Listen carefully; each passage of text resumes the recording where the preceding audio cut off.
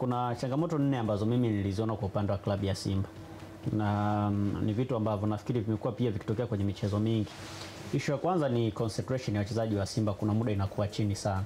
Wachezaji wake kuna muda wanapoteza concentration kwenye baadhi ya matukio, lakini pia pale ambapo wanashambuliwa sana mara kwa mara. Ni kitu ambacho nadhani Fadlu David anapaswa kukaa na wachezaji wake kuona namna gani ambavyo anaweza kuendelea kuwajenga zaidi, kwa sababu sometimes ili mchezaji aweze kuwa na concentration nzuri kwenye game ni lazima kwanza umtengeneze vizuri kisaikolojia. Ukiweza kumtengeneza vizuri kisaikolojia, akaamini kwamba tuna uwezo wa kwenda kushinda mechi na anaweza kufanya kitu kikubwa kwenye mchezo, anaweza kukeep hiyo concentration kwenye game na mambo yakaenda vizuri. Kwa mfano, jana kuna wakati ulikuwa unaona Simba anaruhusu kushambuliwa kirahisi sana, tena kwenye mipira ambayo wao wanakuwa nayo kwenye miguu yao. Yaani utaona anakuwa na mpira, lakini kuna muda unafika mtu anashindwa kufanya maamuzi ya haraka ya kutoa mpira. Ni kwa bahati tu pia Stellenbosch wakati mwingine hawakuwa na ule hatari wa sana kwenye eneo la kushambulia, kwamba nao kuna muda ule umakini wa kuwini mipira na kuweza kuwapress Simba vizuri ulikuwa unakosekana. Lakini unaona dakika za mwishoni namna ambavyo wamekuja kuweka hapo vizuri, wakana shambulia vizuri. Kama wangetana hapo vile kwenye zile dakika za mwishoni kuanzia kwenye kipindi cha kwanza, possibility ya Stellenbosch kupata matokeo kwenye mchezo wa jana ilikuwa ipo kabisa, la kutokana na namna ambavyo wachezaji wa Simba kuna muda kwenye baadhi ya maeneo concentration ilikuwa inapungua, na ni kitu ambacho of course sio kwa mchezo mmoja, hata kwenye mechi ya pili ya kwanza ya Zanzibar pale ulikuwa unaiona ni changamoto ambayo Simba amekuwa nayo kwa muda mrefu. Baadhi ya wachezaji wanapoteza concentration. Sasa hiki ni kitu ambacho mwalimu inabidi akaa na kukitengeneza kwenye timu, kwa sababu anapoelekea ndio kugumu zaidi. Yaani ukienda kucheza finali dhidi labda timu kama Berkane, haupaswi kufanya mistake za aina hiyo, kwamba unaweza ukafanya mistake afu mwisho wa siku ukaje ukaruhusu bao. Angalia hata bao ambalo alifungwa ikiwa ni offside, mazingira ambayo limetokea, Simba walikuwa wengi lakini bado wameshindwa kufanya marking nzuri. Ni kwa sababu hawakuwa na ule umakini wa nini ambacho wanapaswa kufanya, kwamba kuna muda baadhi ya wachezaji wanajisahau nini ambacho wanakifanya uwanjani. La kwanza. Lakini issue ya pili ni ubora wa wachezaji wa kikosi cha Simba. Na ukitazama Simba ikiwa inamiliki mpira, wachezaji wote ni class A, wana uwezo mkubwa sana wakiwa wanamiliki mpira.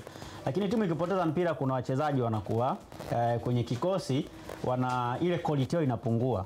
Kwa mfano, ukienda kwa wachezaji wa Simba ambao kwa eneo la ushambuliaji, Elim Panzo ni miongoni mwa wachezaji bora sana, lakini ni pale ambapo timu inaenda kushambulia. Timu ikipoteza mpira, Kibu Denis anakuwa bora zaidi kuliko yeye. Lakini ukienda kushambulia ndio ubora sasa wa Elim Panzo unaweza ukamuona. Maana kwangu bado pale ambapo Simba inacheza mpira ile ikiwa anashambulia inaenda kuzuia, bado Kibu Denis anaonekana mchezaji bora zaidi kuliko Elim Panzo, kwa sababu ana uwezo wa kukupa 50 kwa 50 ya vitu vyote.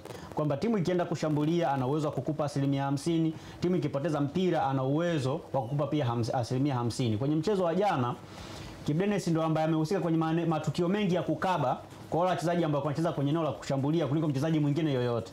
Alafu aliyekuja kufuata ni nani huyu Jean Charles, alijitahidi by the way. Pamoja na kwamba kuna wakati alikuwa anaonekana yuko slow sana, lakini alijitahidi kuhakikisha kwamba anaendana na ile kasi ya Stellenbosch pale ambapo Simba wanapoteza mpira, anajitahidi kurudi kwenye kukaba. Ndio maana kuna muda ulikuwa unaona anashuka chini zaidi. Ni kitu ambacho mwalimu anaweza kukaa na wachezaji kuendelea kuwaboresha zaidi, lakini unajua hiyo pia hizo ni sifa kwamba ni lazima uwe na sifa za mchezaji ambaye ukiwa na mchezaji ambaye ana sifa za kukaba na kushambulia vizuri, unaweza kuenjoy kuwa naye kwenye timu. Lakini kuna wakati unakuta una mchezaji mzuri lakini hana sifa labda za kuzuia, hana sifa nzuri kwenye kuzuia. Ndio kitu ambacho sometimes unaweza ukajua namna kama kocha, na lazima ujue namna ya kupunguza changamoto kimbinu ili isiweze kuathiri sana kwa kiasi kikubwa. Kwa hiyo ni eneo ambalo mwalimu bado ana kazi ya kuendelea kuboresha by the way, na kwa sababu Simba wenyewe wanadai timu bwana inatengenezwa, maana yake kuna namna wanaweza kuendelea kuongeza wachezaji ambao ni bora zaidi kwenye timu, na wakafanikiwa kutengeneza timu ambayo ni bora na ambayo itakuwa na uwezo wa kucheza dhidi ya mpinzani yoyote.